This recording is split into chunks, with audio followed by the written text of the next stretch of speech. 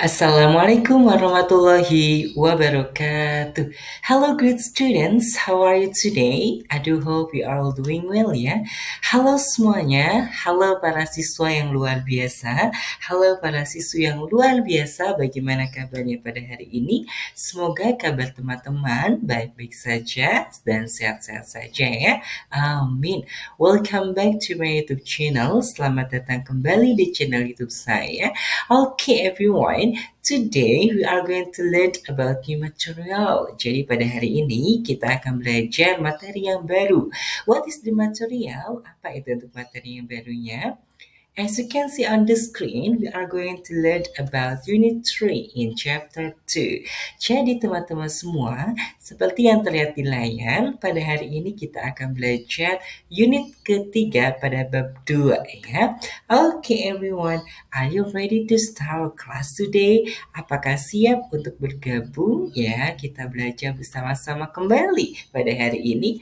Thank you so much. Without further ado, let's get started. Okay, everyone. Today we are going to learn about Unit 3, Kindness and Friendship. Ya, jadi pada hari ini kita akan belajar unit 3 ya, kebaikan dan persahabatan. Tentu saja untuk unit 3 ini masih di dalam chapter 2 ya, Kindness begins with me. Nah, jadi untuk unit ketiga ini teman-teman masih di bab 2 begitu ya. Dan kebetulan ini merupakan unit terakhir di bab 2. Nah, tentu saja juga kita masih mempelajari materi bahasa Inggris kelas 8 kurikulum merdeka. Okay, chapter 2. Kindness begins with me. Kebaikan dimulai dari saya. Okay. Now, today we are going to learn more about Unit 3, Kindness and Friendship atau kebaikan dan persahabatan. Apa saja yang akan kita pelajari di Unit 3 ini? Mari kita sama-sama simak. Oke, untuk hal yang pertama ya, kita akan belajar we are going to learn about animals. Jadi kita akan berbicara atau mempelajari tentang binatang ya. Oke, talking about the animals, berbicara tentang binatang. Nah, di sini ada binatang apa saja ya? As you can see, yeah, there are many animals here, such as tiger, rabbit, bear, monkey, frog, fox, and elephant. Ya, jadi di sini ada harimau, ada kelinci, kemudian ada beruang, ada monyet, kemudian ada frog ya, katak, kemudian ada fox, rubah ya, kemudian ada elephant, gajah ya. Nah, oke, you can choose one of the animals here. Boleh teman-teman untuk menuliskan atau memilih terlebih dahulu ya untuk binatang-binatang yang ada di sini. For example, I choose a rabbit. Ya, contohnya adalah saya sendiri memilih rabbit atau kelinci ya. Nah, teman-teman, after choosing one of the animals before, so it's your turn to answer the question here. Nah, setelah teman-teman memilih salah satu binatang dari gambar-gambar tersebut, selanjutnya adalah teman-teman diminta untuk menjawab pertanyaan-pertanyaan berikut ya. Oke, untuk yang pertama adalah what is their size ya? Apa ukurannya atau berapa ukurannya ya? Apakah are they big or small? Apakah ukurannya itu adalah besar atau kecil? For example, because I choose rabbit ya, maybe I will answer the rabbit size is small. Nah, karena saya sendiri tadi memilih rabbit ya untuk binatangnya, maka saya akan menjawab bahwa ukuran dari kelinci itu adalah kecil atau small ya. The second question, what can they do? Apa yang bisa mereka lakukan? They can jump. Ya, apakah mereka bisa melompat? Can they swim? Apakah mereka bisa berenang? Can they run fast? Apakah mereka bisa berlari cepat? Can they swing from tree to tree? Ya, apakah mereka bisa bergelantungan ya, berayun ya maksudnya ya dari pohon ke pohon? Nah, for example, a rabbit can jump. Nah, kelinci bisa melompat, for example. Okay, and then where do they live? Di mana mereka tinggal? In the forest, apakah di hutan? In the sea, apakah di laut? In the pond, apakah di kolam? Maybe I will choose in the forest. The rabbit lives in the forest. Kelinci tinggal di hutan. Nah, okay everyone, after we finish that activity, setelah kita menyelesaikan aktivitas tersebut, so we are going to learn about vocabulary. Untuk selanjutnya kita akan belajar terkait dengan kosakata ya. Okay. Actually, there are many vocabularies here ya in Unit 3. Jadi sebetulnya banyak sekali ya untuk kosakata di unit ketiga ini. So, let's learn together. Ayo kita belajar bersama-sama ya. Pelajari bersama-sama. Di sini untuk yang pertama ada nouns. Nouns di sini merupakan base form atau bentuk dasarnya ya. Kemudian untuk bentuk lampaunya atau past formnya adalah nouns. Ya, itu artinya adalah mengumumkan. Secondly, untuk yang kedua ada gobble, ya base formnya atau bentuk dasarnya. Kemudian untuk past formnya atau bentuk lampunya ada gobbled, artinya adalah melahap. Kemudian ada growl, ya bentuk dasarnya. Kemudian untuk bentuk lampunya ada growled, ya menggeram. Kemudian ada hide, base formnya ya atau bentuk dasarnya. Kemudian bentuk lampunya adalah hid, ya artinya adalah bersembunyi. Kemudian di sini ada kick merupakan base form atau bentuk dasarnya, sedangkan bentuk lampunya ada kicked, ya artinya menendang. Kemudian ada leap ya adalah base form atau bentuk dasar, sedangkan untuk past form bentuk lampunya ada leaped, artinya adalah melompat. Kemudian untuk reply merupakan base form atau bentuk dasarnya, sedangkan untuk past form atau bentuk lampunya adalah replied, artinya menjawab. Kemudian di sini ada juga see. See merupakan base form atau bentuk dasar.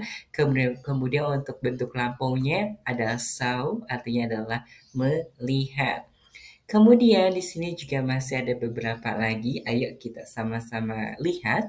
Ada wonder, artinya ada berjalan-jalan, merupakan base form ya atau bentuk dasar. Sedangkan untuk bentuk lampunya ada wondered. Kemudian juga ada wondered ya.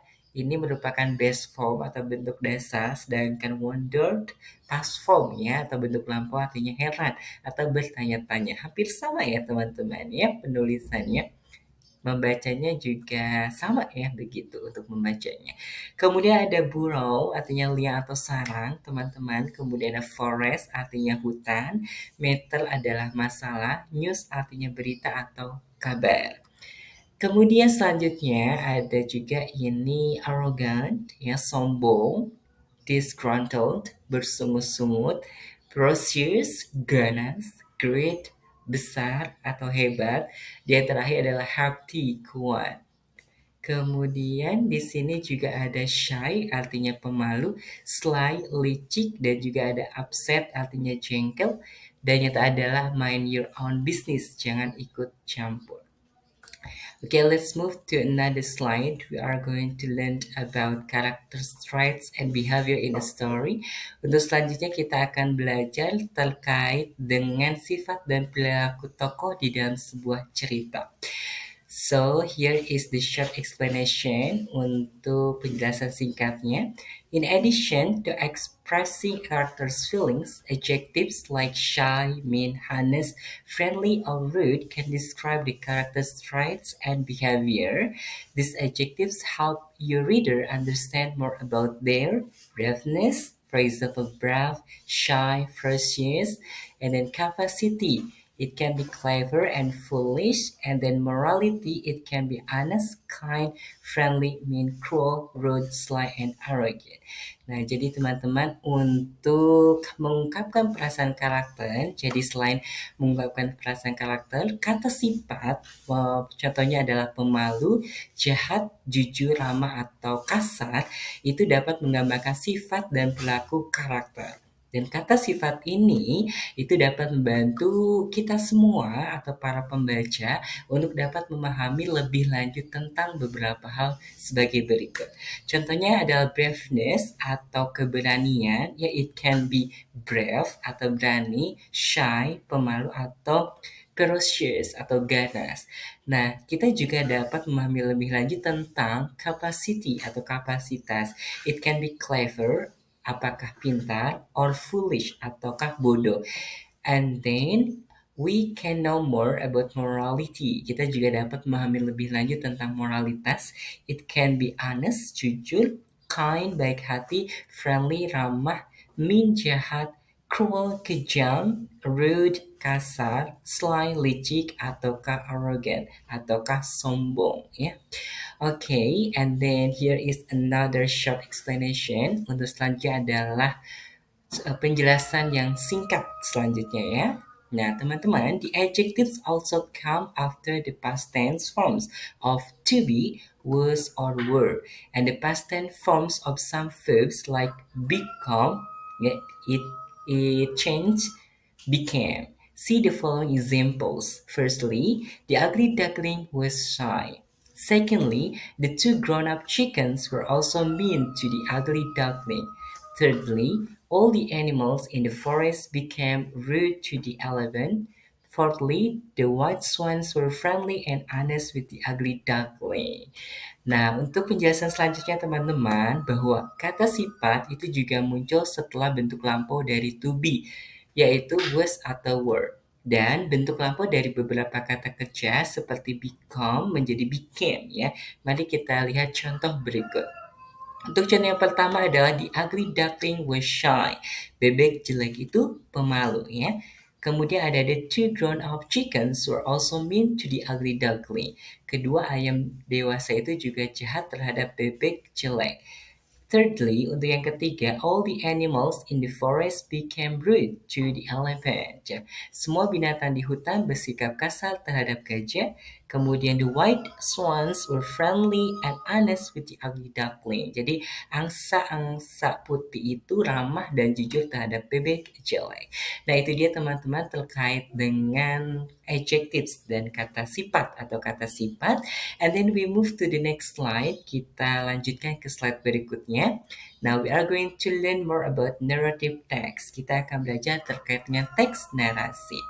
Okay, everyone. Now, the stories of the ugly ducklings and the elephant and friends are imaginative stories. These stories are written in the narrative genre.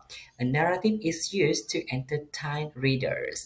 Nah, teman-teman semua, jadi untuk cerita atau kisah-kisah di Ugly Ducklings atau si bebek jelek dan The Elephant and Friends, si gajah dan temannya itu merupakan atau termasuknya adalah kisah imajinatif. Jadi cerita-cerita ini ditulis dalam jenis naratif ya. Naratif atau narasi itu digunakan atau fungsinya adalah untuk menghibur para pembaca. Okay, next we are going to learn about elements of narrative text. Jadi kita akan belajar untuk elemen teks narasi. Sebetulnya untuk elemen atau lebih tepatnya adalah struktur umum dari naratif atau teks naratif atau teks narasi ini banyak ya teman-teman. Ada orientation, kemudian juga ada complication, ada resolution, reorientation, dan sebagainya banyak. Namun untuk saat ini kita akan belajar beberapa saja ya. Nah untuk yang pertama itu ada orientation atau orientasi ya. Jadi di dalam orientation ini atau di dalam orientasi ini fungsinya adalah introducing the time, location, and characters in the story.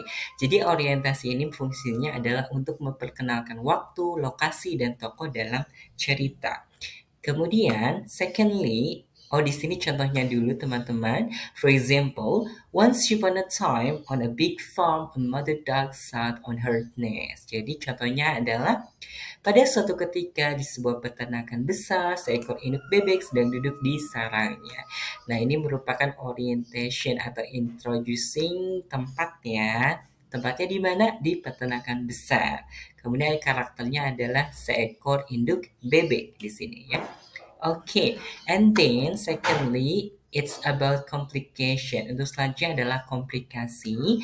The function of complication is showing the conflict atau the conflicts or problems in the story.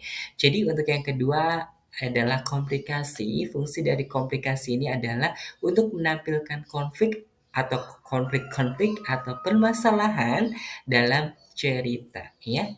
For example, mari kita simak untuk contohnya di sini. But one large egg was still in the nest, it was a little stubborn.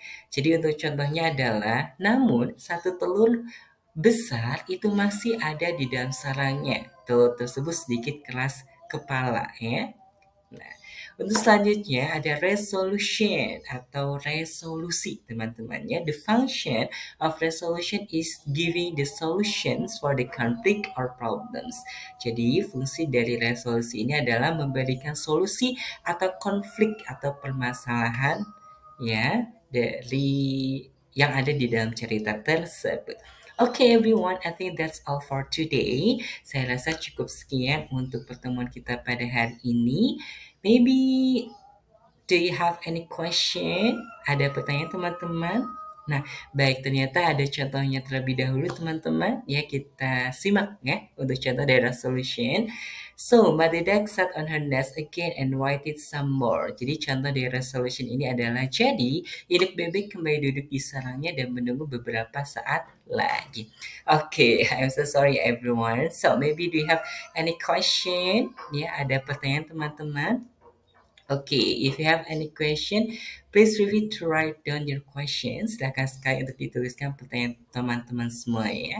Okay, everyone, thank you so much for watching this video lesson. Terima kasih sekali sudah menonton video pembelajaran pada hari ini. Ya, I do hope this video lesson can provide many benefits for us ya. Saya sangat berharap sekali semoga untuk video pembelajaran pada hari ini memberikan banyak manfaatnya untuk teman-teman semua ya. Okay, thanks for watching. So let's close our meeting today by saying have a great day and see you next time. Nah, mari kita tutup pertemuan kita atau kelas kita pada hari ini dengan mengucapkan have a great day and see you next time. Wassalamualaikum warahmatullahi wabarakatuh. Bye bye everyone.